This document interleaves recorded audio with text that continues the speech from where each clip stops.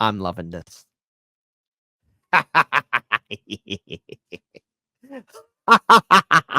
Why are you laughing, Kit? What's there to laugh about? Don't you get it? The whole world's going crazy. And I know it's going crazy. But sometimes I like to laugh at people when they fail terribly, like Hollywood celebrities. Because, oh no, oh no, oh no, corporate media is trying to make them look relevant. And shame on all of you. Stop blaming celebrity endorsements for Kamala Harris's loss. We need to hear from artists now more than ever. Because, yes, don't you remember when all those celebrities sang Imagine during COVID lockdown? Didn't that warm your heart? Didn't you read that article where Ellen DeGeneres was sad in her multi-million-dollar mansion? Sad because she didn't have her show? Aw, how sad. Hold on. We want to do acting. Let's do some acting. You guys, these celebrities, they work real hard. And they have feelings. And it's up to the media to defend these artists. Okay? These people fly in their private jets to talk to all of you.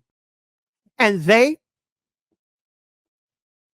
should be respected because they're smart. They're actors. They're actresses. They've been in movies. Yeah.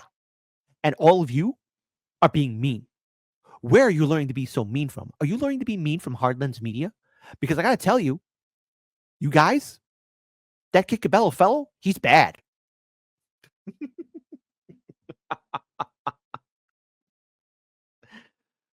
Did you know that Bruce Springsteen and Beyonce lost the election for Kamala Harris?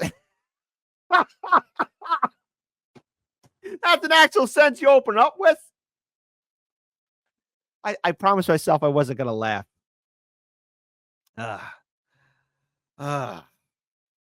By the way, hold on. I'm looking at this title right here on the side cover. Is the sperm still in there? Daniel Craig and Drew Starkey on Making Queer. Huh. Very questionable title. Perhaps we'll solve that story for another day. Just not today on Hard Lens Media. But anyways, back to the main point. Did you know that Bruce Springsteen and the Beyonce lost the election for Kamala Harris? Or at least bear a large part of the responsibility? Did they get paid? That's what I want to know. For her party's failure at the polls this year? It's true, you know. At least if you listen to some of the punditry coming from conservatives and even some Democrat operatives eager to find some celebrities to push into the middle of their current circular firing squad.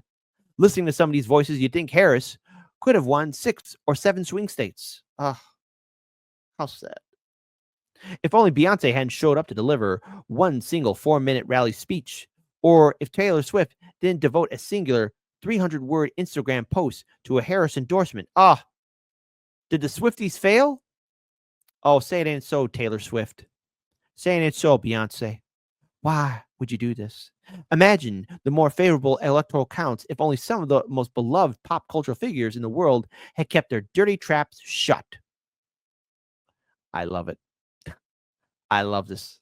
Somebody's bitter. Who's angry? Chris William, do you need a hug? Everybody in my live stream chat, try and find the hug emoji and post it in the chat. Chris William needs a hug. He needs a hug. Everybody in the chat right now, hug emojis. Because Chris is a little bitter man. He's bitter. He's so bitter.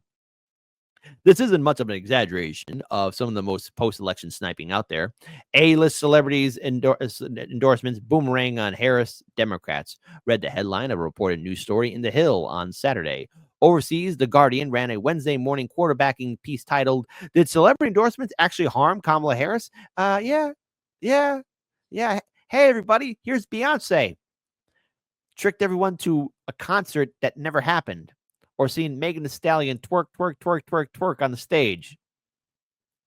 And then everybody left as soon as Megan left. Hey, twerking ain't cheap. Some right-leaning publications actually declared that the whole idea of artists and entertainers speaking up had suddenly been killed in its tracks, apparently never to be seen again in 2028 or anytime after.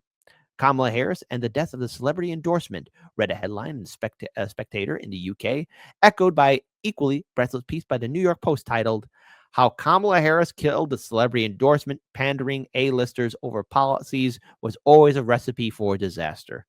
Folks, let's have democracy in the chat. Do you think these celebrities tanked Kamala Harris's campaign? Type 1 for, I'm going to give you multiple choices on this one. Type 1 for, yes, they did. They're terrible. They need to be punished. Type 2, no, they didn't. No, they were there to help. Type 3, Kamala Harris tanked her own campaign as her advisors. It was all of the above. Everyone was stupid all around, and there was no saving it. I wonder how many threes will be in the chat. I wonder, do you ever wonder, bread? Musicians and actors and their ilk, they had marvelous time ruining everything in this election cycle, to quote one of the most famous of these endorsers, more succinctly to the tune of blame Canada, blame Hollywood, or New Jersey, or Nashville, or wherever all those pesky singers come from. Wow, Chris, William, do you need a hug? Chris needs a hug, people. Chris needs a hug. Give Chris a hug. There's good reason to believe the argument that people in the arts and entertainment speaking up does not move the needle in a tremendous amount. But coherent with I've stuttered on that one twice. With the argument is the reasonable belief that they can move it at least a tiny amount in registrations and motivation, if not 180-degree turns. The idea that entertainers and artists' involvement somehow leads to actual voter dissuasion is a fantasy. Bullshit that is happily perpetrated by the go woke, go broke crowd. Well, listen, Chris, honey, lovely. Hollywood is going broke. I don't know if you saw, Disney's reports recently and the views and how their movies are tanking. We call those no buenos right now, okay? Hollywood is in a no bueno situation. It's no good. It's not good. Not great.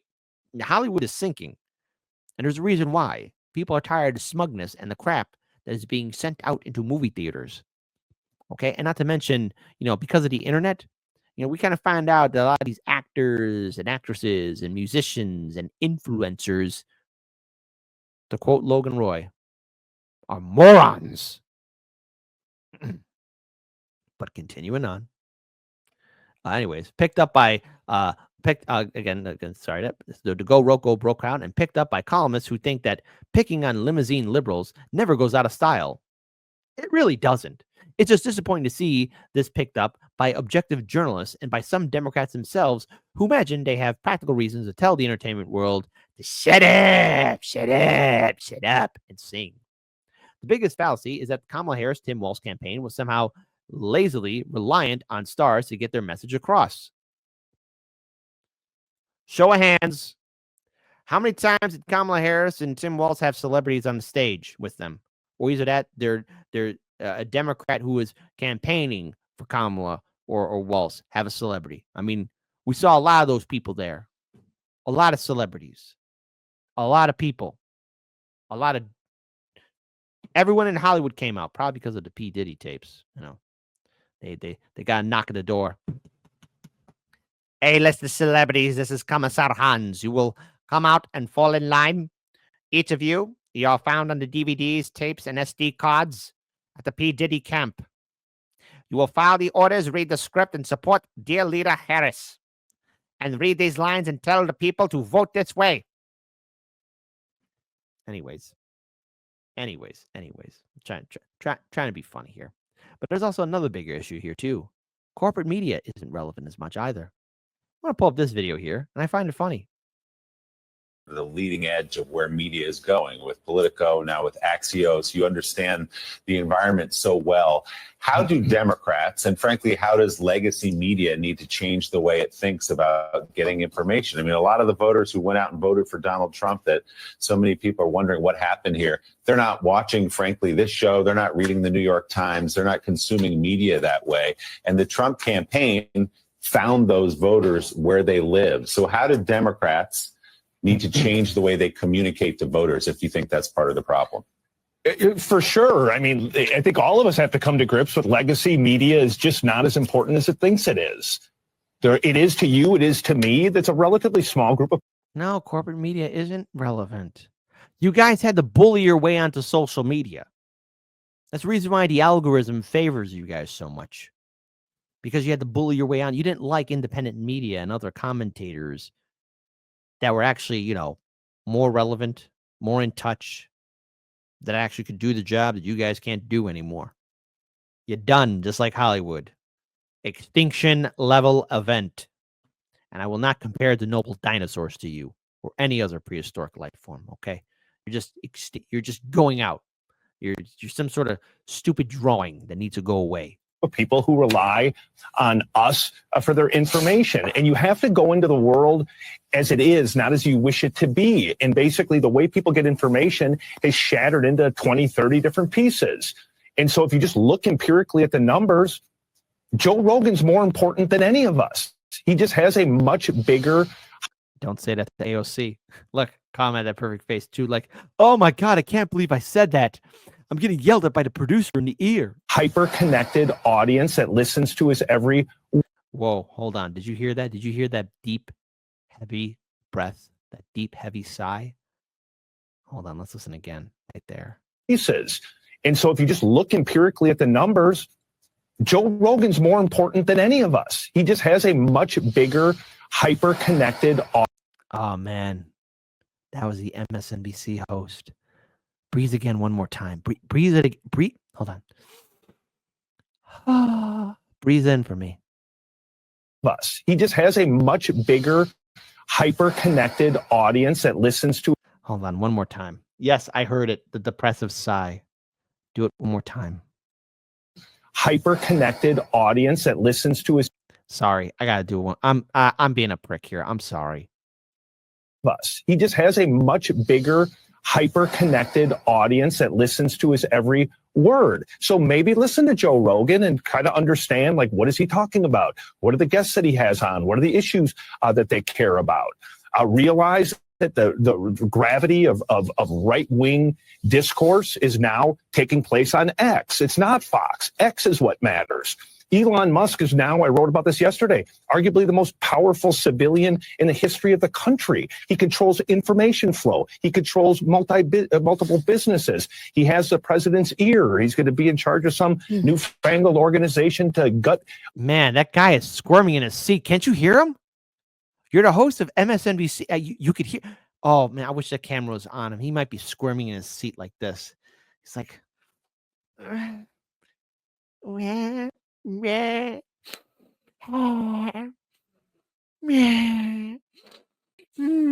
so mad. I hate Joe Rogan. Corporate media. He's a sad. Oh, the agonized sigh of, hold on. Natalie Williams, the agonized sigh of defeat. I'm going to tell my kids that Britney Spears, bald umbrella swinging period. Why is my audience being mean? Okay. And hold on, Karen, or Cassie, sorry. Cassie McCoy says, dude, not everyone watches Joe Rogan, but I do have watch actual journalists for information. Exactly. Like, Heartlands Media, got to clip the audio of that. Okay, let it out. Lady, don't worry. I will. I'm going to. It's going to happen. There's a lot of things I got to work on. And BW, the last stage of grief, yes. And also, all lies will be exposed because the great exposition is happening. The great exposing. All lies will be exposed. Exactly. Precisely and exactly. Government spending. We've not seen a person with that kind of clout across those sectors, but where his real power comes from is X. People thought he was an idiot when he bought X because he lost a lot of money. That was you guys. Oh, no. No, that was all of you in corporate media. I remember it, okay? He's got a lot of money, and now he happens to have the most powerful platform on the right, and politics is downstream from information. And there's just a whole new information ecosystem out there. So for us, for you, for Democrats, for Republicans, you have to understand that you now are going to have to basically navigate 20 or 30 different parts of the ecosystem if you want to connect with the American people who vote. Wow. Again, I have to wonder. I have to wonder who was sighing the hardest, who really felt sad. Because look, there's a whole panel there. You got Mika and Morning Blow, you got Al Sharpton, you got all these people there. They're all so sad. But this dude just told them, all of you are going to get fired. And never forget, we actually did a segment where corporate media is kind of doing a little pay cut, right? A lot of these big time pundits ain't going to bring in the cash bag, the bread anymore. They won't be able to buy their new fancy boats. No boats because people ain't buying their BS. So I could read through this whole entire article from Variety, right? But I'll just read these last paragraphs right here. Whether it has any effect or not, everyone has to answer the question for themselves, if not their children.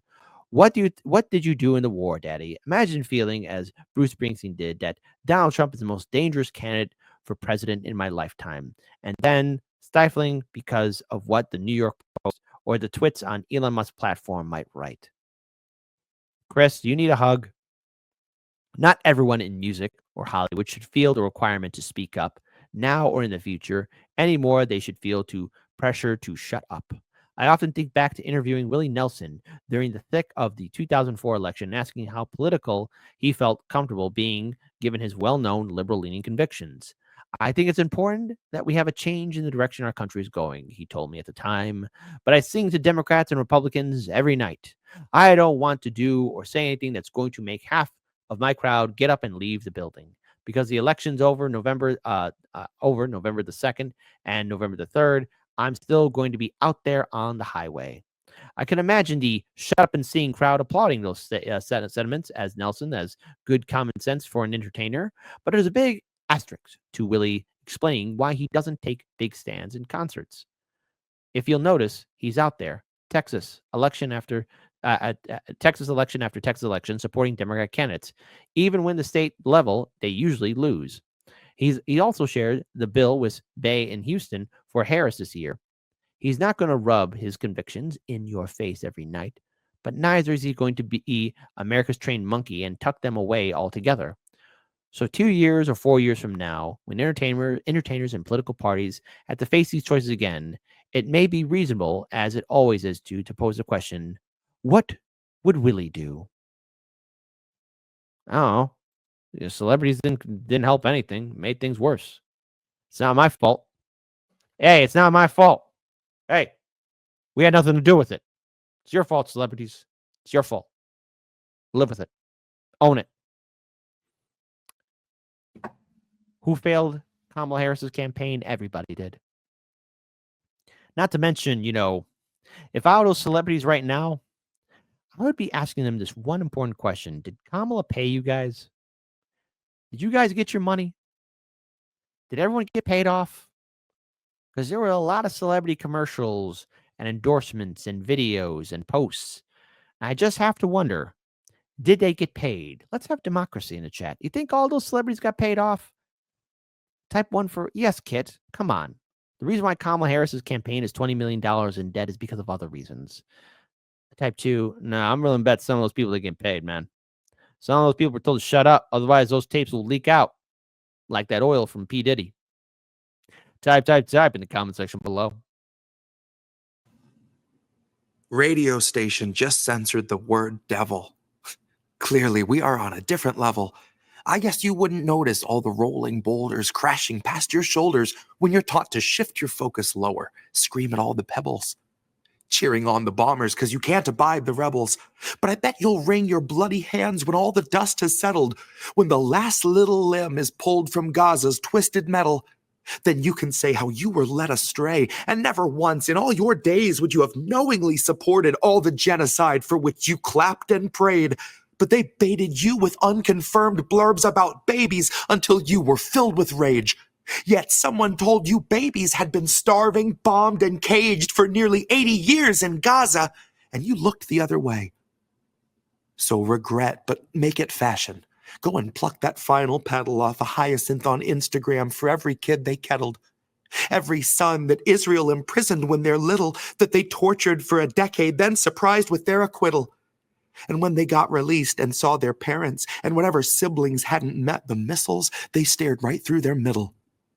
Their eyes don't seem to focus, and their words are all but dribble, like they're pondering the darkest riddle. That is, how many false flags does it take to make humanity inhuman and uncivil, distorted by the revel? The crooked slant where Israel contorts into America, Biden bathing Bibi in a bloodbath in the bevel. I opened up my feed and I saw children disassembled. Turned some music on and heard the station censor devil.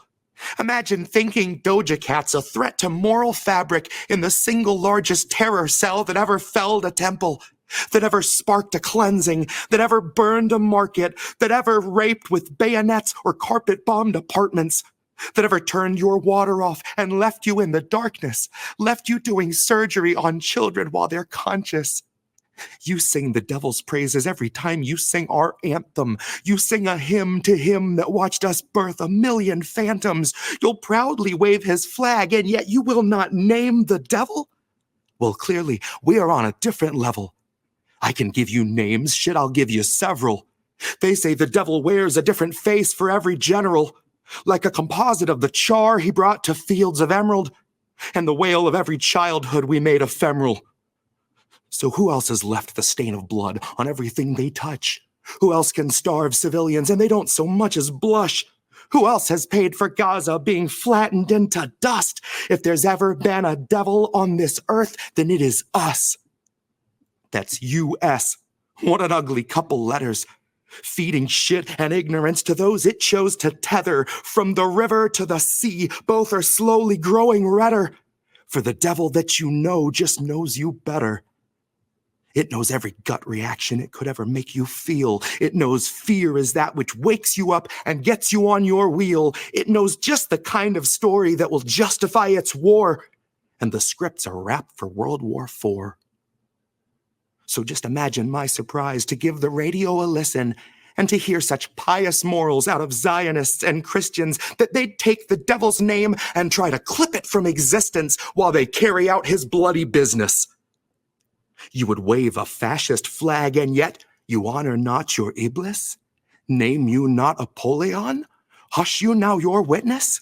Bleed the name of Belial till tongue is rolling listless in the man-made mouth of Mammon as Lamia's whispers listen. When carts are wheeling bodies through the cities that we crushed, and the very air is rotten with decay of all that was, who else would censor devil yet behave as Legion does? If there's ever been a devil on this earth, then it is us. U.S., but not a unity of souls.